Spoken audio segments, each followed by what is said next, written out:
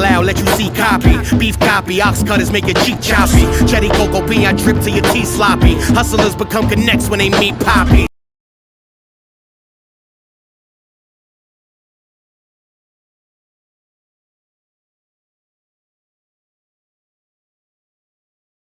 Yes, it's Power 105.1, home of the Breakfast Club. Angel Martinez, and that hip hop and R&B. It's your main man, EmEz. It is the Sunday sit down, and this afternoon I have somebody, a really, really dope lyricist, as they say. Joell Ortiz is in the building. What's up, my brother? How's everything? I'm just being a dope lyricist. How you been? I'm good, man. Can't complain. How you been? I can't complain. You know, just working out here. Good. Now, let's get right into it. Okay.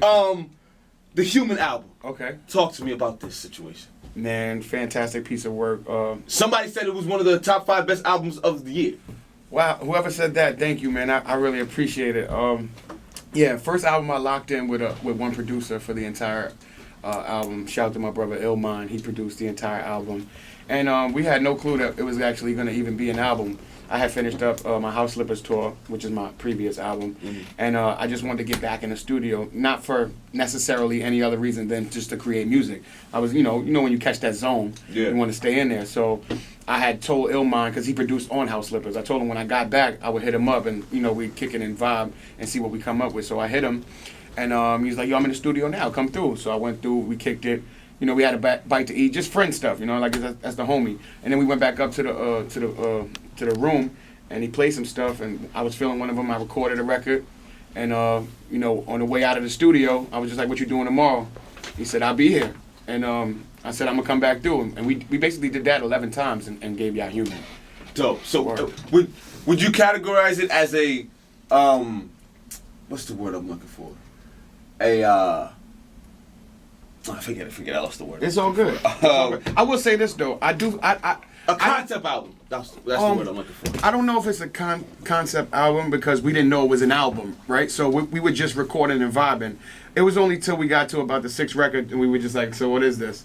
What are we doing? And we were just like, yo, let's just do an album. It's all good. So, we started thinking about it. All right, so if we go an album, what we gonna call it? And I said to him, whatever we name it, it has to be the most human thing possible because of how unforced and not generic this is. Like, this is natural, and the word human stuck. And I don't know if anybody ever, in hip-hop or any genre has ever just put together record after record, and that's what the album was. Like, from all the sessions I've ever been in, it's 25, 30 records, y'all picking from the best ones, y'all figuring out what fits, and then all right, cool, this is what we doing.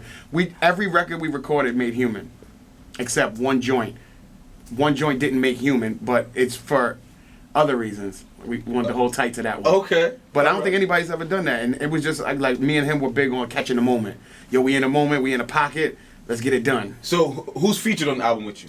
Okay, I got on Latino Part 2, I got Chris Rivers, Bodega Bams, Emilio Rojas. Outside of them, I got my dude Father Dude. He's a fantastic singer. And let me think if I'm missing anybody, I'm sorry. But his Father Dude and Jared Evan is another singer up and coming. He's on Bad Santa, so that's just that. Where I ain't really go to anybody else. Nice. We was just knocking them out, so it wasn't like who we gonna get for this record. Like I said, I didn't even know it was an album. Just some cool stuff. Yeah. My God. Right. Now tell me about Yahweh Nation. That's the life, man. That's the life. A whole bunch of leaders, man. Yahweh Nation is all my followers, all my fans and supporters, man. They show up for me. It's game time with them, man. No knock to anybody, doing their thing, but for the hip hop hardcore lyricists it's been a rough climate, and it's been tough to stay afloat. Okay. And I definitely wouldn't be a guy that is sitting here doing an interview with you without the supporters I have. They're there with me through thick and thin, through the storm. They buy the merch. They show up to shows. They root for me. I'm sure that whoever told you, like, that's one of the top 5 albums, he's a member.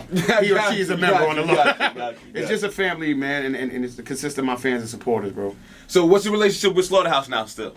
I hate them. Lies! Oh my God!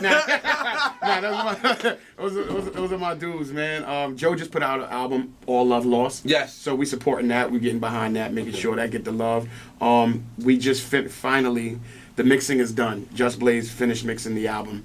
He executive produced the next album, so he was in there getting the Just Blaze, you said? Just Blaze did. Oh, boy. Yeah. Okay. The album has incredible production all over it, from Just Blaze to Illmind to the Justice League to A-Rap Music to Jalil Beats. And everybody was in the everyone except Jalil Beats was all in the studio at the same time, cooking up. So like it was just like an assembly line of fantastic artistry, and the album is crazy. So it's finally mixed, and we're looking to drop that pretty soon. So now that we're talking about Slaughterhouse, I want to ask you about the Meek Mill Wale situation that just happened. Okay. Do you feel Wale was wrong for outing his man like that, or was just Meek Mill just in his feelings? As far as what though? How do you feel like outing him? How like? Because I mean, when things happen in the family, it should stay in house, no? Whether I was trying to call you, me being Wale, calling Meek Mill, that's not something for me to say into the Breakfast Club. Right. Right? I've been noticing that trend with, you know, we can speak on that topic. I don't really like to talk about people. But I just been noticing a trend of people just taking to social media when they feel away. I don't really stand for that, to be honest with you. I don't think that ever helps. The new kids that's coming up are attempting to do what I do best, in my opinion. It's coming back to rap, fam. It's been a while, and I've heard people say it, but it's coming back to people caring again. Okay. You know what I'm saying? So now I'm like, all right, cool. So these young boys inspiring you. Yeah. Oh, the inspiration comes from all over the place, man. Like, you know, the OG. You know, I talk to the OGs all the time, and you know, I was just with G-Rap, and he was just like, fam, thank you for not letting up. You know, people like us sit back and be like, at least we got somebody still on the front line for this. You know what I'm saying? Last night I was at a bar and I ran into Tretch. He said the same thing. Yo, family, like, yo, thank you. Like, you know what I mean? Like, yo, anything you need from me. Like, those are the cosigns you can't buy. Yeah, yeah. You get what I'm saying? So I know I'm out here doing something right. But then you look at, you know, these up and comers, and they attempting to do that. Like, they getting back to it. Because I guess what people are seeing is like, people are coming in and disappearing. It's happening. It's happening a lot. They own in the summer and they cold in the winter. You get what I'm saying? And I, there's no longevity in one hit wondering. You know what I mean? You could catch a check. I hope you do the right thing with it, but you ain't gonna have a cult following. You ain't gonna have a fan base because you just caught one, and no one even knows who you are. Your song is bigger than you. But when you get down and get into the trenches and you got that groundwork put in and you're respected, see, respect is the thing that'll keep you with a shot. It'll always keep you in a discussion when you respect it.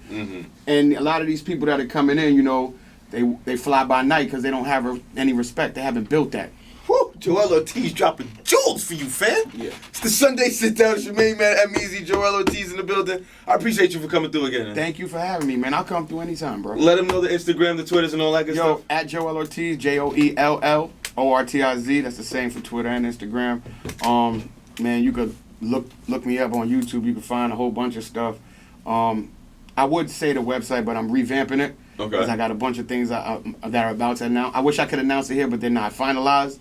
But look out for a whole bunch of stuff and announcements from me in the near future. So 2016 is going to be exciting. Oh, man. See, now you got me hyped. Joell Ortiz said 2016 going to be hot. Yeah, we're going to be on the lookout for it. Thank you for coming through again. Appreciate the Sunday Sit Down. It's your main man, EmEz.